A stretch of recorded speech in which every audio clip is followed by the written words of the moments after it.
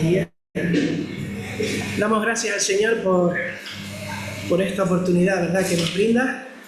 Damos gracias también por el calor, que muchas veces nos quejamos, ¿verdad?, cuando hace frío, porque hace mucho frío, y cuando hace calor, porque hace mucho calor.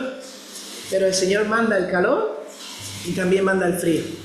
Entonces damos gracias al Señor porque a pesar del calor, estamos aquí reunidos.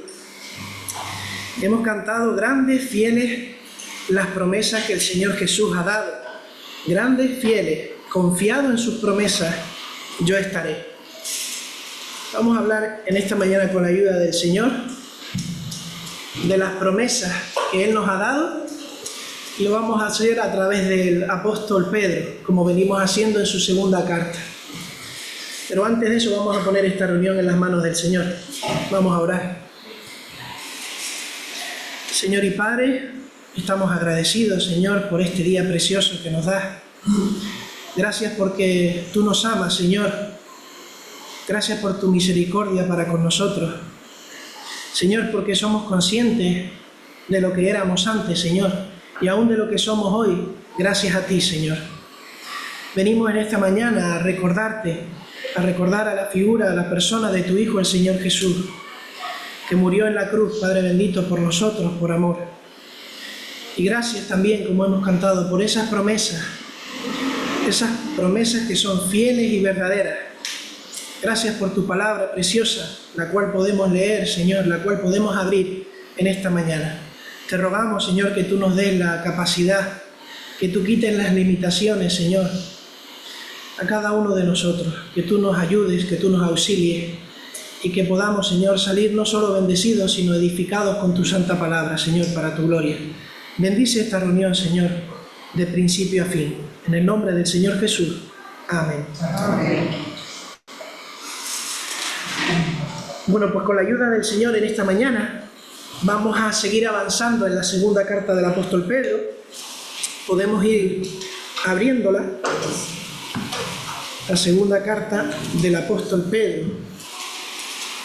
Y haciendo un pequeño recordatorio, muy simple y muy breve, habíamos dividido los 3 capítulos de la carta en 3 temas generales principales. El primer tema tenía que ver con un conocimiento verdadero. Un conocimiento verdadero. Ese conocimiento verdadero nos iba a hablar de la naturaleza divina del creyente, que nosotros tenemos que fomentar en nuestras vidas y que ya hemos visto.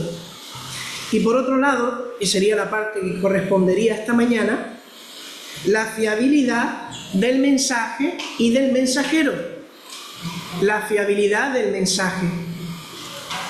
En el capítulo 2, que con la ayuda del Señor veremos más adelante, vamos a ver un conocimiento falso. Segunda de Pedro, capítulo 2, veríamos un conocimiento falso. Y en el capítulo 3, un conocimiento necesario, relacionado con los juicios venideros.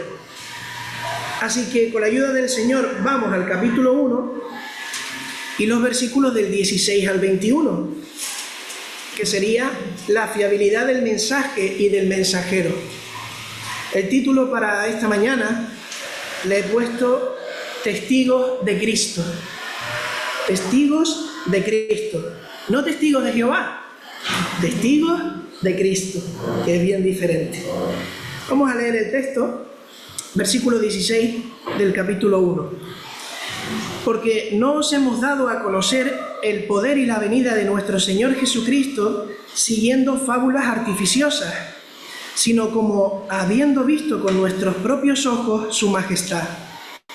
Versículo 17. Pues cuando Él recibió de Dios Padre honra y gloria, le fue enviada desde la magnífica gloria una voz que decía: Este es mi Hijo amado, en el cual tengo complacencia.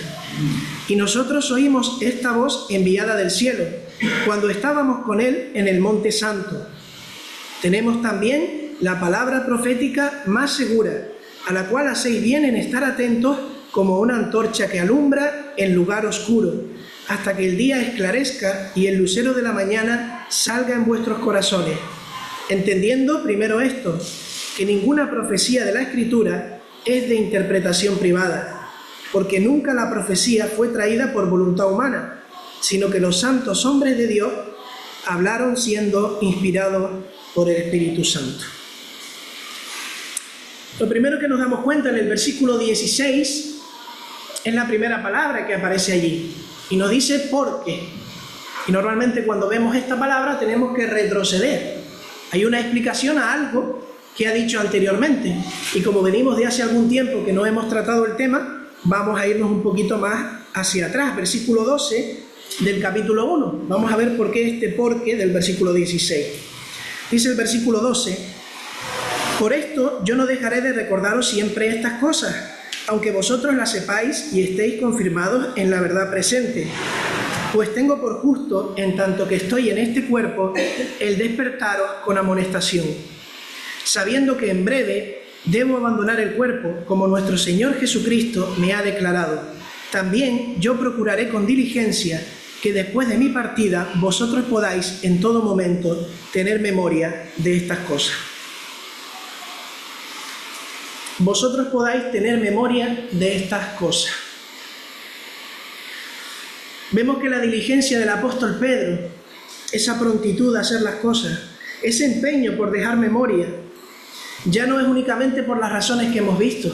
¿Y cuáles son esas razones? Pues que su tiempo en este mundo se acaba, versículo 14.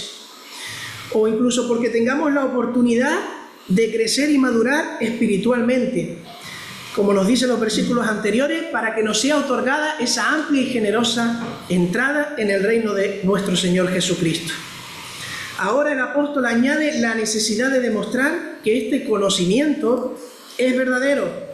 Porque miren, a diferencia de los falsos maestros que ya en el primer siglo estaban vendiendo, entre comillas, otro evangelio diferente, a diferencia de esto, este conocimiento que dice Pedro es verdadero.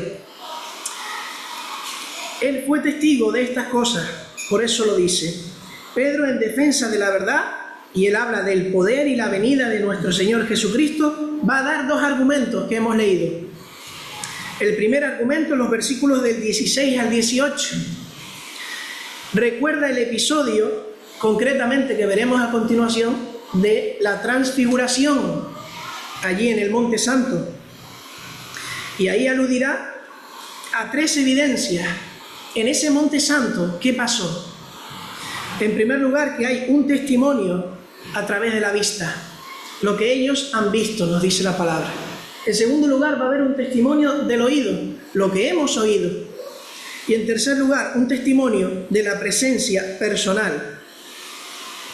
Así que hablamos de un testimonio vivo y real de Pedro y otros que comentaremos, viendo la majestad y la gloria del Señor. Pero también hay otro argumento, un segundo argumento que utiliza Pedro. Y este lo encontramos en los versículos del 19 al 21. Y aquí nos habla de, tenemos la palabra profética más segura. No solo la vivencia del apóstol, sino la palabra profética más segura. Así que los versículos finales de este capítulo van a tratar de acercarse con certeza a la venida de Cristo en gloria. Esto lo enseñaban los apóstoles, la segunda venida. Esta verdad, sin duda, está en oposición con mucha de la enseñanza que se transmitía en esos días, en el primer siglo. Aquellos falsos maestros que podremos apreciar con la ayuda del Señor en el capítulo 2. Y miren una cosa, en el capítulo 3 también vamos a ver la insistencia del apóstol, no solo en el capítulo 2, miren el capítulo 3, versículos del 8 al 10. Y así podemos entender el contexto en el que manda esta carta y cómo de verdad había una fuerte oposición al Evangelio. Capítulo 3, versículos del 8 al 10. Mas, oh amados, no ignoréis esto, que para con el Señor un día es como 1000 años, y 1000 años como un día. El Señor no retarda su promesa, según algunos la tienen por tardanza, sino que es paciente para con todos, no queriendo que ninguno perezca, sino que todos procedan al arrepentimiento.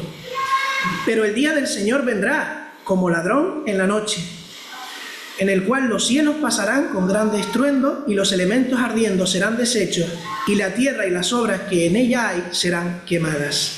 El día del Señor vendrá. el Señor no retarda su promesa.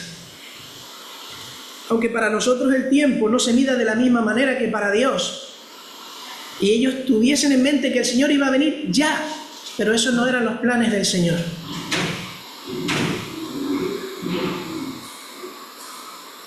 El Señor no retarda su promesa, y el paso del tiempo no hace menos fiable o menos real esta divina promesa de que Él volverá. Así que Pedro trata primero de acercarse a la certidumbre de su testimonio y lo va a unir a las profecías. Y es precioso, porque en este texto vemos unidos el Nuevo Testamento que tenemos en nuestra Biblia y el Antiguo Testamento unidos para defender que el Señor Jesús va a volver. La experiencia de Pedro y de los profetas.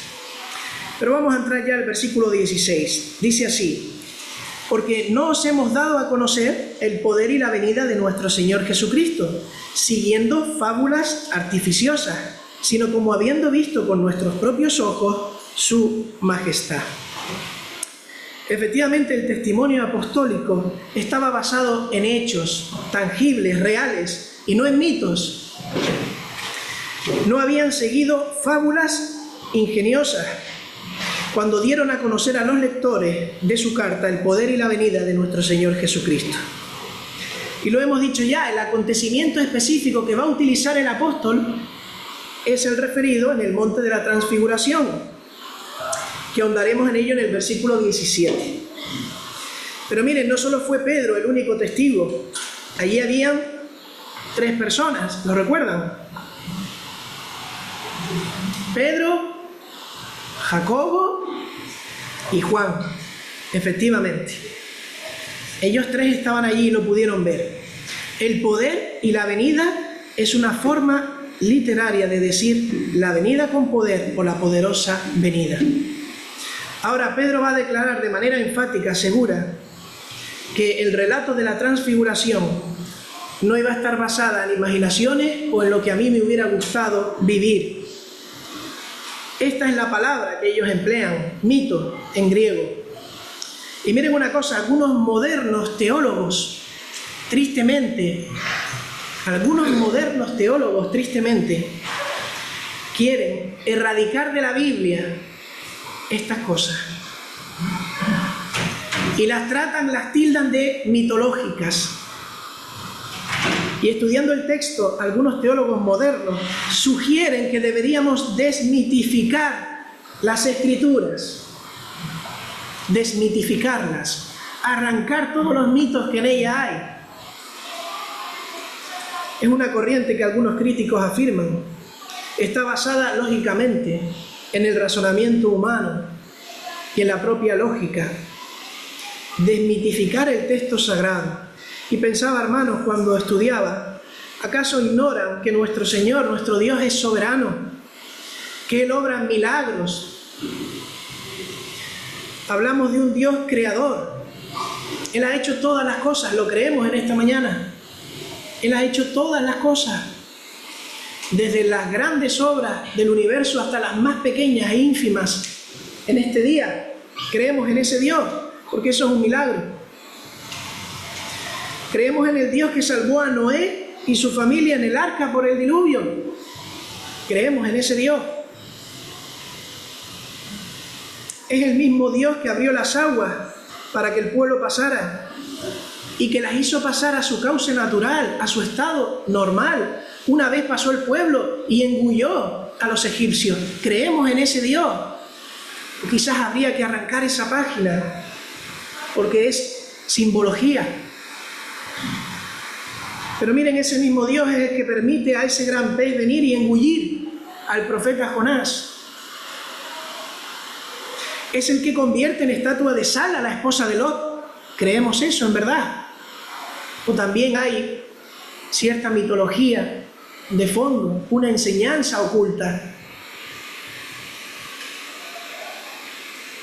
Es el que hace caer los muros de Jericó, como vimos hace poco con el hermano Natanael, como si fueran fichas de dominó, al son de las trompetas. Ese es el Dios de la Biblia. Y si nos vamos al Nuevo Testamento, es el mismo que hace caer muertos a Ananías y Zafira en el Nuevo Testamento. es el que hace caer muertos a Ananías y Zafira por mentir al Espíritu Santo, dice el texto bíblico. Procurar mentir al Espíritu Santo. Y este mismo Dios, en la persona del Espíritu Santo, es la que habita de manera genuina en cada creyente. En esta mañana aquí reunidos, creemos esto en este Dios, que somos templo del Espíritu Santo. El mismo Dios que manda a los hombres que se arrepientan y que crean en su Hijo Jesucristo como Salvador, es el mismo Dios. Aquel que manda a su Hijo a morir en la cruz y que resucita el tercer día y que ha prometido que volverá con poder y gloria, es el mismo Dios. Hermanos, no nos dejemos seducir por estos razonamientos nuevos que intentan erradicar la figura de nuestro Dios revelada en las Escrituras. No nos dejemos seducir por razonamientos de hombres que pretenden humanizar las Sagradas Escrituras. Dios obró, obra y obrará con poder y gloria. Amén. En esta mañana. Volviendo al relato y al texto, versículo 16. Cuando dice el poder y la venida de nuestro Señor Jesucristo, o como dicen otros autores, el poderoso advenimiento de nuestro Señor Jesucristo, se está refiriendo Pedro a la segunda venida del Señor. El Señor va a volver. Aquí está hablando de la parausía, es el vocablo griego. Por si no estamos seguros, es el término que utiliza. Y nos dice que no está basada en mitos. Y nos dice que es lo contrario a lo que está diciendo a las fábulas. Y cada vez que leemos en el Nuevo Testamento la palabra fábula, de alguna manera tenemos que alejarnos de ella. Es lo que nos dicen los escritores bíblicos. Vamos a 1 de Timoteo para ver algunos ejemplos de la palabra fábula. 1 de Timoteo, capítulo 1, versículo 4. Siempre permanece esta idea cuando aparece el término fábula. 1 de Timoteo, capítulo 1, versículo 4. Vamos a empezar desde el 3 y 4, y le dice allí a Timoteo el apóstol Pablo: como te rogué que te quedases en Éfeso cuando fui a Macedonia, para que mandases a algunos que no enseñen diferente doctrina. Versículo 4. Ni presten atención a fábulas y genealogías interminables que acarrean disputas más bien que edificación de Dios, que es por fe. Así te encargo ahora. No prestes atención a las fábulas. No pongas tu oído en estas cosas. Pero vamos al capítulo 4 de 2 de Timoteo. Capítulo 4 de 2 de Timoteo. Versículo 4.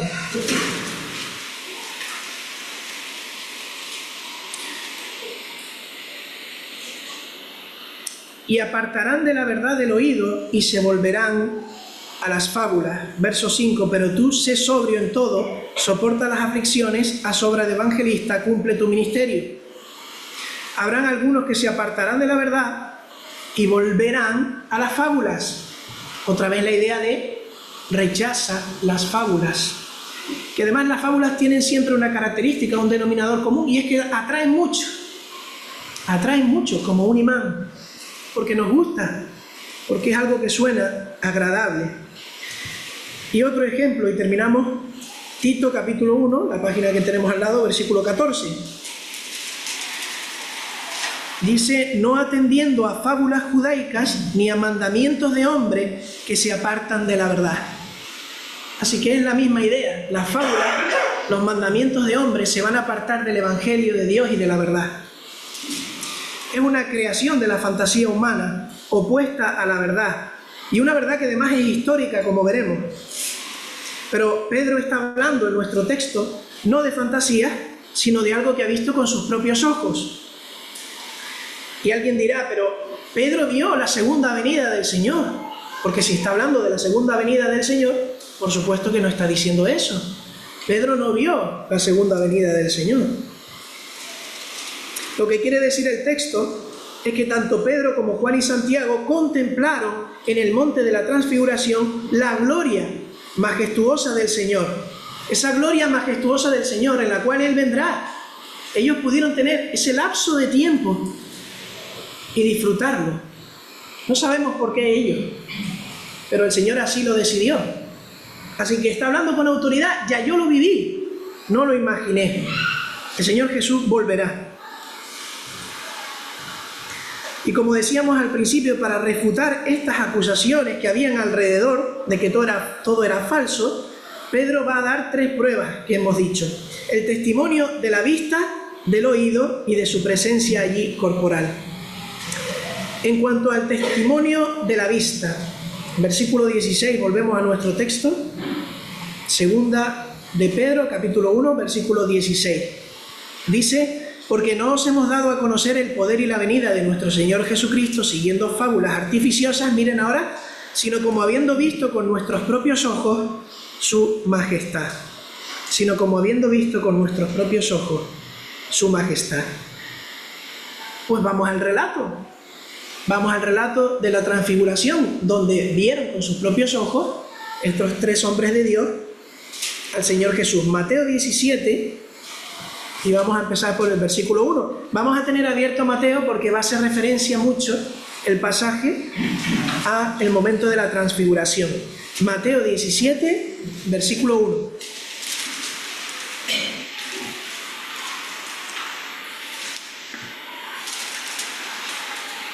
Y vamos a leer hasta el versículo 4. Y estamos con el primer argumento, que Pedro estuvo allí y lo vio con sus propios ojos. 6 días después, Jesús tomó a Pedro, a Jacobo y a Juan, su hermano, y los llevó aparte a un monte alto. Versículo 2 de Mateo 17. Y se transfiguró, fíjense, se transfiguró delante de ellos, y resplandeció su rostro como el sol, y sus vestidos se hicieron blancos como la luz. Y aquí les aparecieron Moisés y Elías, hablando con él. Entonces Pedro dijo: Señor, bueno es para nosotros que estemos aquí. Si quieres, hagamos aquí 3 enramadas, una para ti, otra para Moisés y otra para Elías. Los apóstoles, estos 3 apóstoles, Pedro, Jacobo y Juan, fueron testigos oculares de la majestad del Señor. Lo contemplaron con sus propios ojos. Y no estamos hablando de prodigios o milagros. Fíjense la diferencia, prodigios o milagros. Es decir, hechos maravillosos que hizo el Señor. Eso lo habían visto todos y no solo los apóstoles. Cómo caminaba por el mar, cómo mandaba callar la tempestad, cómo daba alimentos con unos pocos panes y peces, cómo sanaba a los enfermos. Milagros y prodigios los habían visto todos, pero la gloria y majestad del Señor Jesús no, que es de lo que está hablando el texto. Eran testigos de su persona glorificada. Diría el apóstol Juan en el capítulo 1 y versículo 14, que estaba allí en aquel momento. Y vimos su gloria, gloria como del unigénito del Padre. Esa es la gloria que nos habla el texto. Así que ciertamente había una convicción de que Jesús era el Cristo. Y esto entraba en conflicto con lo que estaba ocurriendo y lo que había pasado con el final del Señor Jesús. ¿Por qué entra en conflicto? Porque ¿de verdad el Señor Jesús es el Cristo? Y el problema es fácil de entender. El problema es el siguiente, puesto que el Mesías está relacionado con el reino y el establecimiento de ese reino. ¿Cómo es posible que el Mesías muriera? ¿Cómo es posible? ¿Dónde está el reino de Jesús? Ese era el conflicto en ese momento. De igual modo, el conflicto es en relación con el tiempo en el que el reino sería establecido. ¿Y por qué digo esto? ¿Por qué digo que esto es una realidad? ¿Y por qué digo que esto es verdad? Que esa duda estaba. Que los judíos tenían en mente que el reino se tenía que establecer ya. No lo decimos al azar. Vamos a Hechos capítulo 1, versículo 6, la pregunta que hacen aquí al Señor Jesús.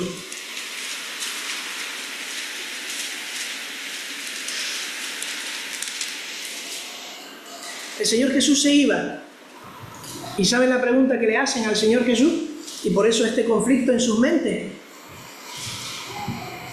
Capítulo 1 de Hechos, versículo 6. Entonces los que se habían reunido le preguntaron diciendo: Señor, ¿restaurarás el reino de Israel en este tiempo? ¿Es ahora la restauración que esperamos? ¿Es ahora cuando se cumplen las promesas? Así que Jesús lleva a 3 de los suyos, los que habían estado en los momentos clave para presenciar este milagro, el más impactante sin duda, en la cima de un monte, en esta manifestación gloriosa de su poder. Había evidencia, habían testigos. Y habla el Señor aquí, por boca de Pedro, de una segunda venida igualmente real. Una promesa, como hemos cantado esta mañana. Todas las promesas. Una promesa especial para los creyentes hoy en día. Él salía, el Señor se iba. No los dejaba huérfanos, pero aún así volvería. Vamos a ver alguna evidencia más acerca de que el Señor Jesús dice que va a volver. Juan capítulo 14, versículos del 1 al 4.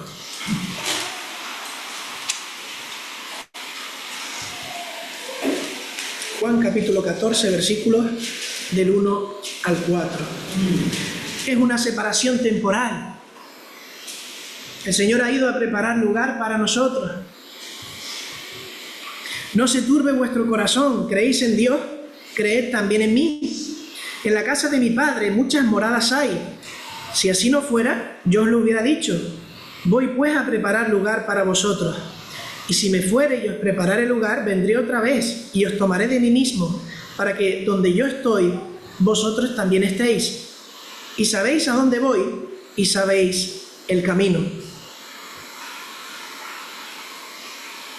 Otra evidencia, Hechos capítulo 1, versículo 11. Y allí saben quiénes son los que dan esa evidencia. Los que hablan y confirman que va a pasar eso, que el Señor va a volver, los propios ángeles. Hechos capítulo 1, versículo 11.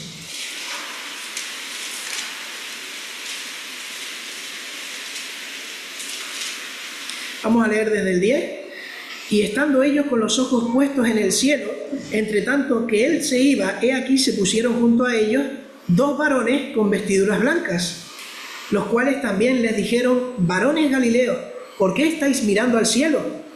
Este mismo Jesús que ha sido tomado de vosotros al cielo, así vendrá como le habéis visto ir al cielo. Y el propio Señor Jesús, vamos a utilizar una tercera referencia más, el propio Señor Jesús le dice al sumo sacerdote también esto, Mateo 26, 63, de la boca del mismo Señor Jesús, Mateo 26, versículo 63.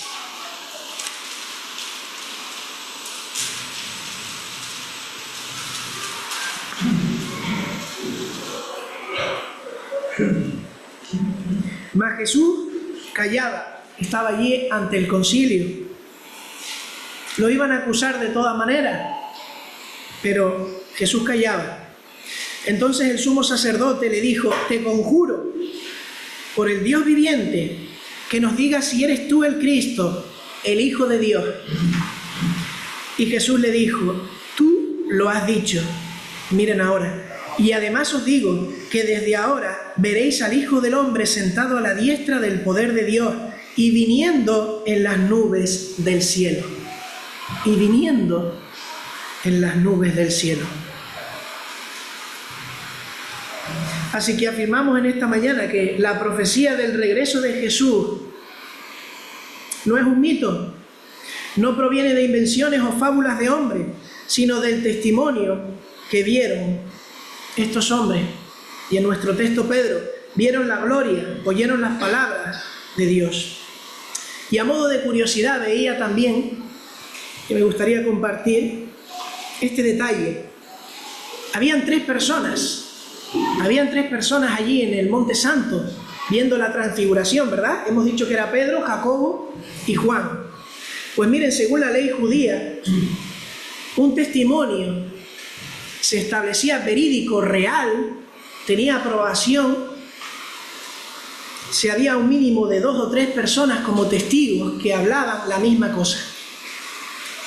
Y no diré que el Señor lo hizo así a propósito, porque sería excederme, pero el Señor controla todas las cosas.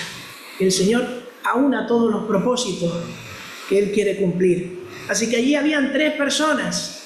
Era un testimonio fiel y verdadero, según la ley judía. Era un hecho, y sigue siendo un hecho histórico, que debe sustentar la fe, no solo de la iglesia primitiva, de nuestros primeros hermanos, sino hoy en día también. Vamos al versículo 17, avanzamos. Volvemos otra vez a 2 de Pedro, capítulo 1, versículo 17. Y seguimos en el contexto de la transfiguración.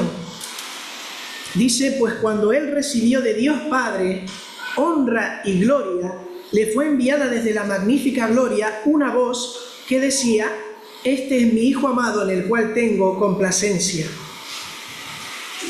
Y hemos visto el testimonio de la vista, ellos lo vieron, pero también oyeron al Padre acerca del Hijo, el testimonio de lo que escucharon. Vamos a Mateo, que seguimos teniendo abierto, capítulo 17, los versículos 5 y 6, para verlo, de lo que estamos hablando en ese santo monte. Mateo 17, versículos 5 y 6. Y dice que mientras él aún hablaba, estamos hablando de Pedro, una nube de luz los cubrió, y he aquí una voz desde la nube que decía, este es mi Hijo amado, en quien tengo complacencia, a él oíd. Y al oír esto, los discípulos se postraron sobre sus rostros y tuvieron gran temor.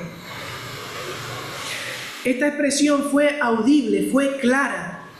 Dios en el Antiguo Testamento se ha manifestado de muchas maneras. Y vemos como en algunos textos, como por ejemplo en el relato del Sinaí, Dios se manifestaba, pero no era perceptible para el oído humano lo que Él estaba diciendo. Se escuchaban truenos y sonidos. Pero en este momento, al igual que pasó como veremos ahora cuando el Señor Jesús iba a ser bautizado, se pudo escuchar claramente.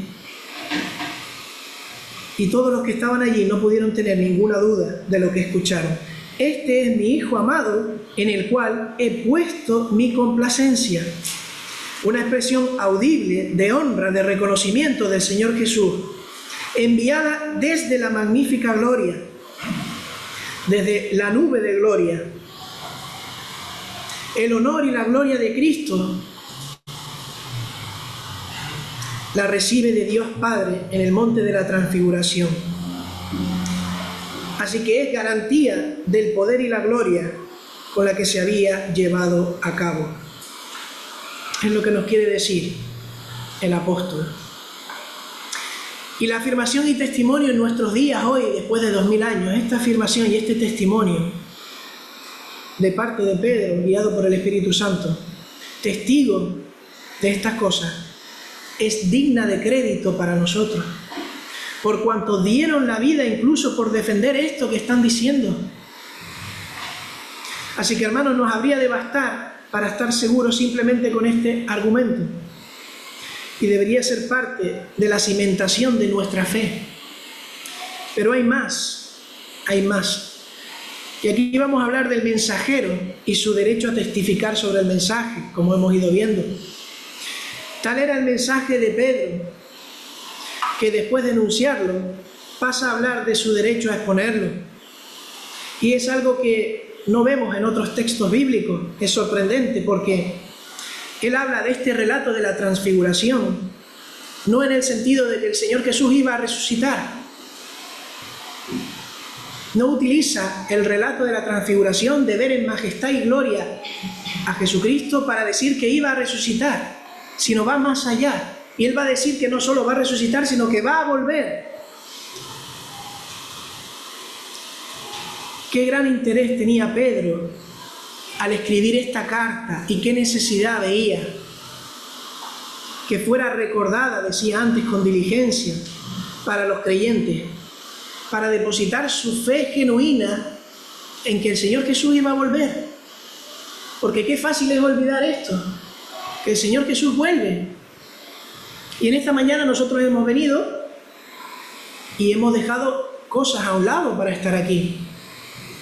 Pensamientos, obligaciones, pero el Señor Jesús va a volver y puede volver hoy.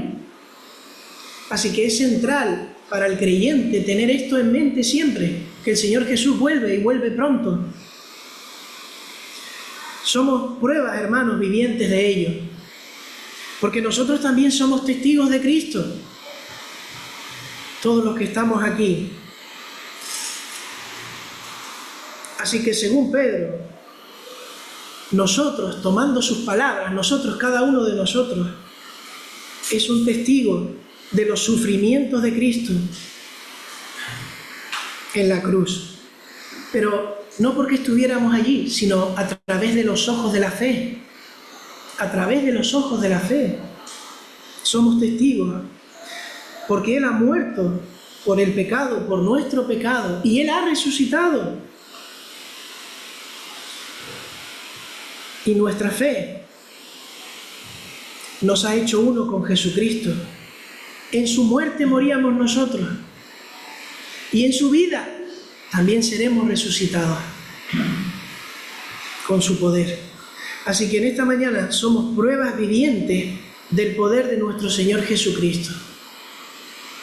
Y por lo tanto debemos ser diligentes como lo fue el apóstol, a la hora de reflejar esa nueva naturaleza que hemos visto en los versículos anteriores.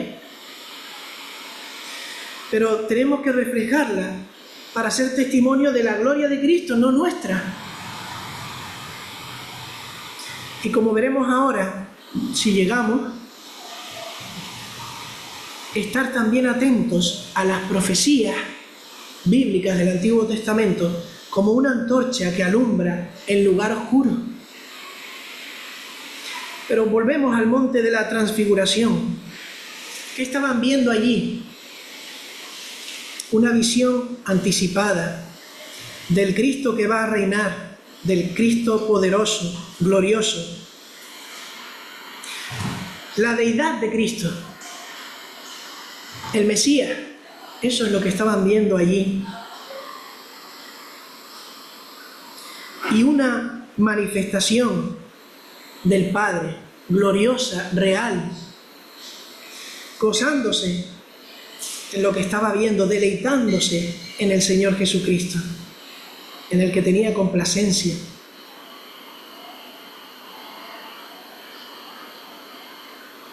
Ellos no solo vieron la gloria de Jesús, sino que una nube los envolvió donde se manifestaba la gloria de Dios. Y la nube también nos habla del Antiguo Testamento. La nube es algo que aparece en muchas ocasiones en el Antiguo Testamento. La presencia de Dios, de donde se oía la voz de Dios. Este es mi Hijo amado en quien tengo complacencia. Y Dios se manifestó muchas veces a su pueblo en esa nube esplendorosa. Solo he querido tomar los textos del Éxodo porque hay muchos más textos para verlo. Éxodo capítulo 16, versículo 10. ¿Cómo se manifestaba Dios a través de la nube? Éxodo 16, 10.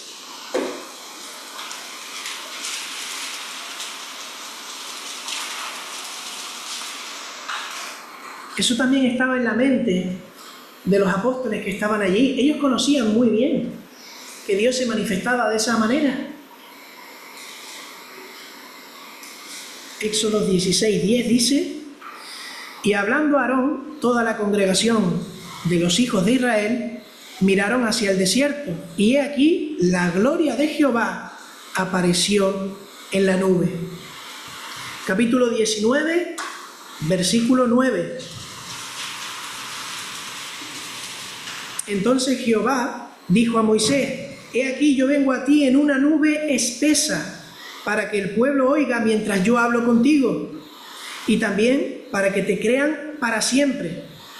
Y Moisés refirió las palabras del pueblo a Jehová. Una nube espesa, para que te crean para siempre. Capítulo 24, versículo 15.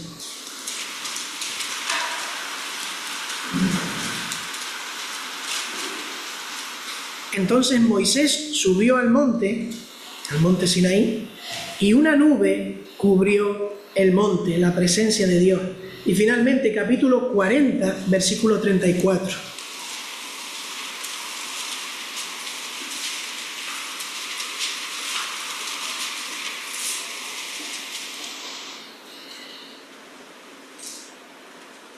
Hasta el 38.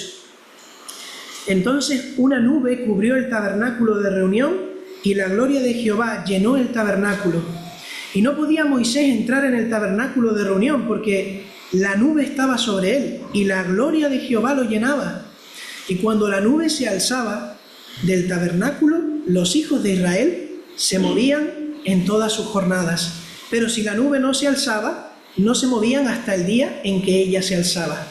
Porque la nube de Jehová estaba de día sobre el tabernáculo, y el fuego estaba de noche sobre él, a vista de toda la casa de Israel, en todas sus jornadas.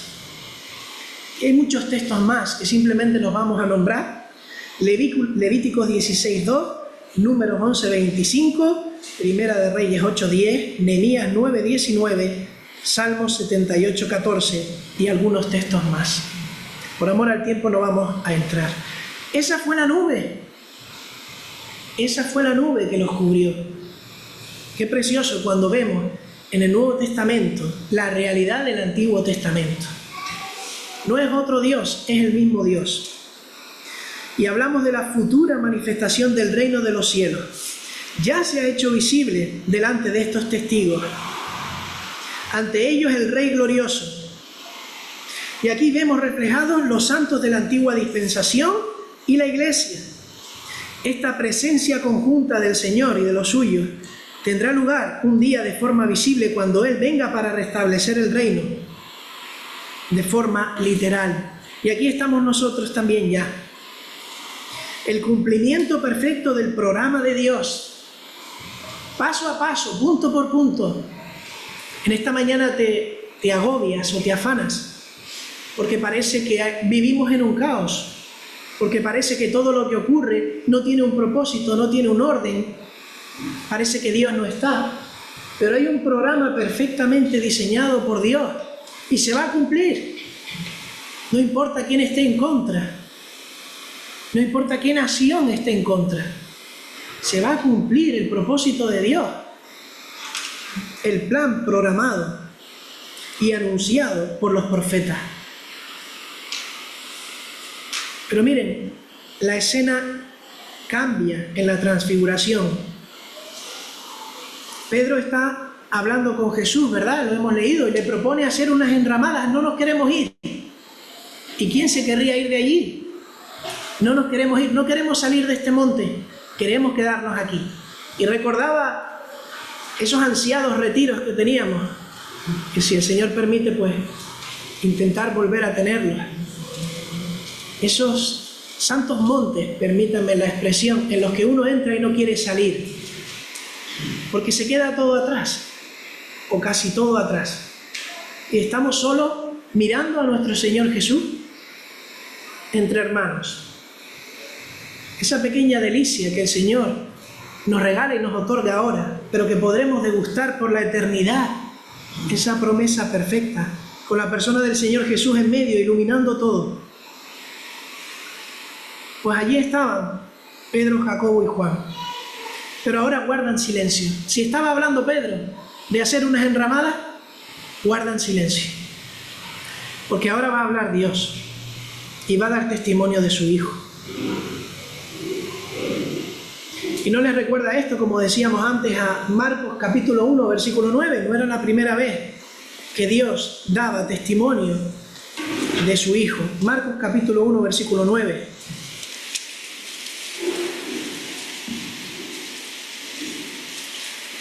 Versículo 9 al 11. Marcos 1, del 9 al 11. Aconteció en aquellos días que Jesús vino de Nazaret de Galilea y fue bautizado por Juan en el Jordán. Versículo 10. Y luego, cuando subía del agua, vio abrirse los cielos y al Espíritu como paloma que descendía sobre él. Y vino una voz de los cielos que decía: Tú eres mi Hijo amado, en ti tengo complacencia. Tú eres mi Hijo amado, en ti tengo complacencia. Allí, en ese momento, Dios proclamaba a las gentes que ese que se estaba bautizando no era un maestro cualquiera, que ese que se estaba bautizando no era un sabio, no era solo un hombre bueno, era el Hijo y era el amado. Y son dos términos que habría que profundizar mucho: el Hijo y el amado, con muchas referencias en el Antiguo Testamento. No cualquier hijo, el unigénito, el único en su especie, el único, no hay otro. Él era el Hijo y el amado. Y terminamos con el verso 18. Volvemos a nuestro texto en 2 de Pedro, capítulo 1, versículo 18. Y seguimos con el testimonio de lo que ellos escucharon, en este caso Pedro. Y nosotros oímos esta voz enviada del cielo, cuando estábamos con él en el Monte Santo. Y aquí enfatizar el nosotros. No la escuchamos de otros, no alguien me contó qué pasó. Nosotros, yo estaba allí, con esa autoridad habla Pedro, y deja callados a todos los que están propagando otro evangelio. Nosotros, un servidor, diría Pedro, Santiago y Juan, estábamos allí. Y miren el monte santo, ¿verdad? Estábamos allí en el Monte Santo. La pregunta es, ¿el monte era santo antes de este acontecimiento? El monte no era santo antes de este acontecimiento. El monte fue santo en ese momento, apartado para lo que iba a pasar. No era un monte especial, no era un monte previamente señalado porque tenía alguna característica santa. Ese monte por unos segundos fue santo, apartado para la gloria del Señor. Y por eso le llama el Monte Santo.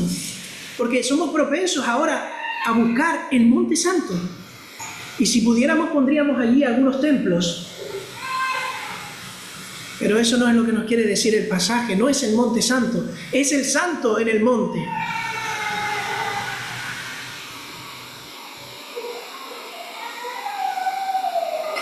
Terminamos con el testimonio, como hemos dicho, el tercer testimonio, el de la presencia física en este versículo 18. Nosotros estábamos con él en el Monte Santo. Fue una situación real y no podía haber ninguna duda acerca de ello, ni tampoco tiene que haber alguna duda para nosotros hoy en día. No es una experiencia imaginaria, un éxtasis en el sentido de imaginarnos cosas por alguna sustancia o por alguna condición externa de nuestro cuerpo, no.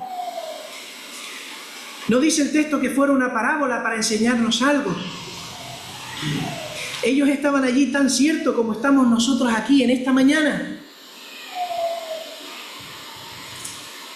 Nosotros. Eso no lo podían decir los falsos maestros. Eso no lo podían decir, incluirse dentro, pero Pedro sí. Los maestros falsos niegan la verdad bíblica, pero ellos sí que usan mitología para hacerlo. Y como reflexión final, el tiempo ha ido avanzando, terminamos con un nosotros en el versículo 18, y la pregunta es, ¿y qué de nosotros en esta mañana? Tenemos la oportunidad de adorar en esta mañana a nuestro Dios, a ese Dios del que hemos ido viendo simplemente algunas pinceladas. Tenemos la oportunidad de recordar la obra completa, porque ya la vemos con una perspectiva completa.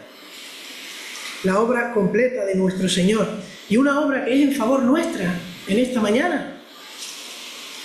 Su vida, su muerte, su resurrección, en favor nuestro. Y lo hacemos como dice también su palabra, hasta que Él vuelva. Pues que el Señor bendiga su palabra. Amén.